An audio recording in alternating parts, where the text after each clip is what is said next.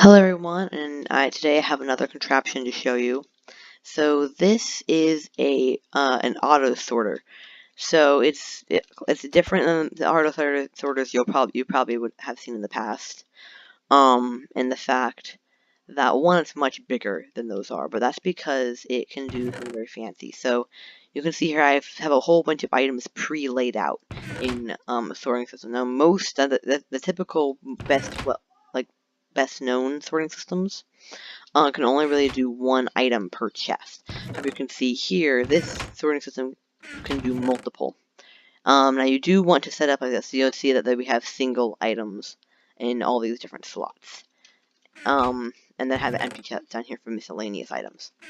So the basic idea is I put the items up here on the top, and they'll get sorted out into their corresponding chests. So only these items will go into this chest, and only these items will go into this chest, and only these items will go into this chest. And this can allow you to have like normal sorting systems, ones that you would have that aren't like automated normally. However, you can automatically sort them in a manner like this. So I've prepared a shulker box down here. I have all the different items, and then I have 3 pufferfish. So what we should see is everything goes in and gets sorted out into the correct things, and the pufferfish should end up down here because we don't have a sorting spot for those. We're just going to take this and put it up there. Nope, we're going to put it right there, like that, and then we're going to turn the machine on.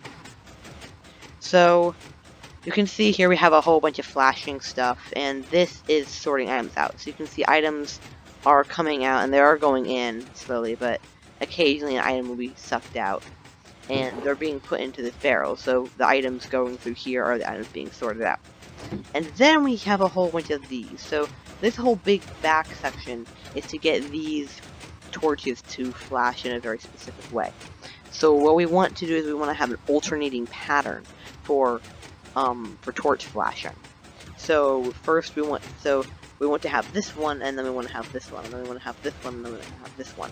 And if we alternate it like that all the way down, then the items can actually get sorted out properly. So you can see here the items are being sorted out properly into their chests. And we haven't quite gotten to the food section yet, but they are being sorted out. And you can see this is not a very slow machine. We have gone pretty far through quite quickly, so the items are going through. So then you also notice that these torches are flashing twice.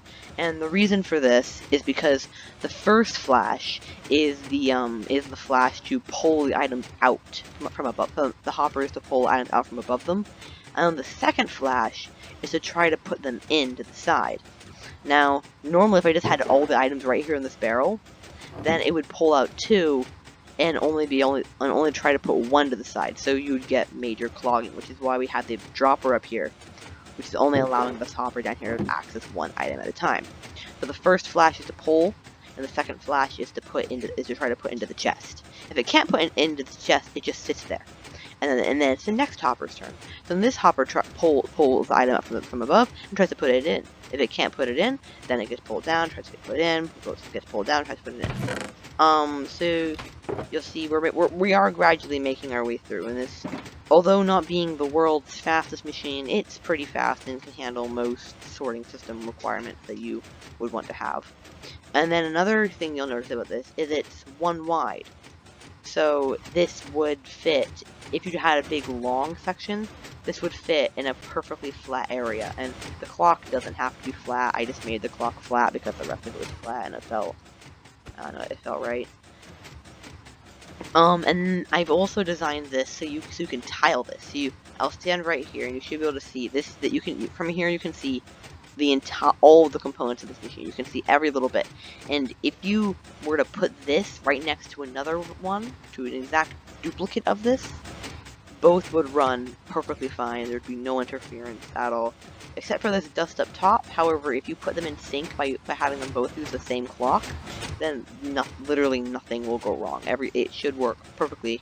So all you have to do is get the items from down here at the bottom up into the top of the next one over.